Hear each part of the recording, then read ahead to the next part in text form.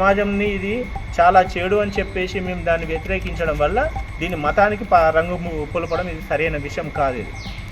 కాబట్టి వెంటనే ఈ యొక్క స్థానిక ప్రజాప్రతినిధి తను చేసిన తప్పును వెంటనే సరిదిద్దుకొని ఆ యొక్క స్కూల్కు ఎటువంటి అనుమతులు లేవు కాబట్టి దాన్ని వెంటనే కొంచెం తొలగించే ప్రయత్నం చేయడము, ఆ బిల్డింగ్కు ఎటువంటి అనుమతులు లేవు కాబట్టి వెంటనే ఆ బిల్డింగ్ను కూడా తొలగించే ప్రయత్నం చేయాల్సిన అవసరం చాలా ముఖ్యమై ఉన్నది.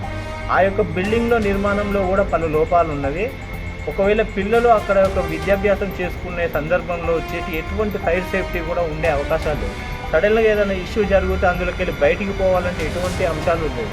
పిల్లలు వాళ్ళ యొక్క వస్తూ పోతూ ఉండడానికి కావాల్సిన యొక్క ఏదైనా వెహికల్స్ అటు సైకిల్ లాంటివో ఏమన్నా పార్కింగ్ చేసుకోవడానికి ఎటువంటి వసతి లేదు. రోడ్డు మీద ఉంటుంది, పిల్లలు రోడ్డు దాటాలన్నా చాలా ఇబ్బంది. ఇలా ఎటువంటి ఆట స్థలం కూడా లేదు. ఇన్ని లోపాలతో ఉన్న ఈ యొక్క స్కూలుకు ఈ విధమైన మార్పులు తీసుకురావడము, ఈ విధంగా అవినీతితో ఈ యొక్క స్కూల్ నిర్మాణం చేసుకుందామని చెప్పేసి వాళ్ళ ఆలోచనలకు ఈ యొక్క ఎమ్మెల్యే సహకరించడము చాలా విడ్డూరము. వెంటనే మీ యొక్క ఆలోచనలు మార్చుకొని వెంటనే అక్కడి నుంచి ఆ స్కూల్ను తొలగించవలసిందిగా, ఆ బిల్డింగ్కు శాఖాపరమైన చర్యలు తీసుకొని దాన్ని వెంటనే డిస్మాండిల్ చేయవలసిందిగా, లేదు అనంటే దాన్ని సెట్ బ్యాక్ ఏ విధంగా తీసుకొస్తే బాగుంటుందో ఆ యొక్క క్రమము విధి విధానాలను మీరు తీసుకుంటూ మున్సిపాలిటీ వెంటనే చర్యలు తీసుకోవాలని ఎంఈఓ గారికి డిఓ గారికి కూడా మేము తెలియజేస్తున్నాం.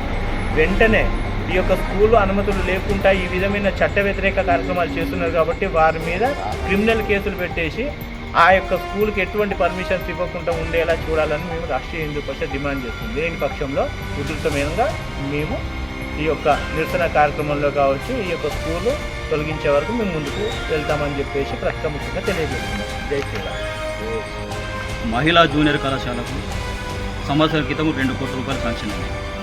ఇప్పటి వరకు ఆ జూనియర్ కళాశాలకు ముగ్గు పోయడం కానీ ఎటువంటి కానీ ఉన్న పాత బిల్డింగ్ కూలగొట్టిండ్రు. ఆ విద్యార్థులకు ఏంటంటే వసతులు లేకుండా చేసి పడేసింది.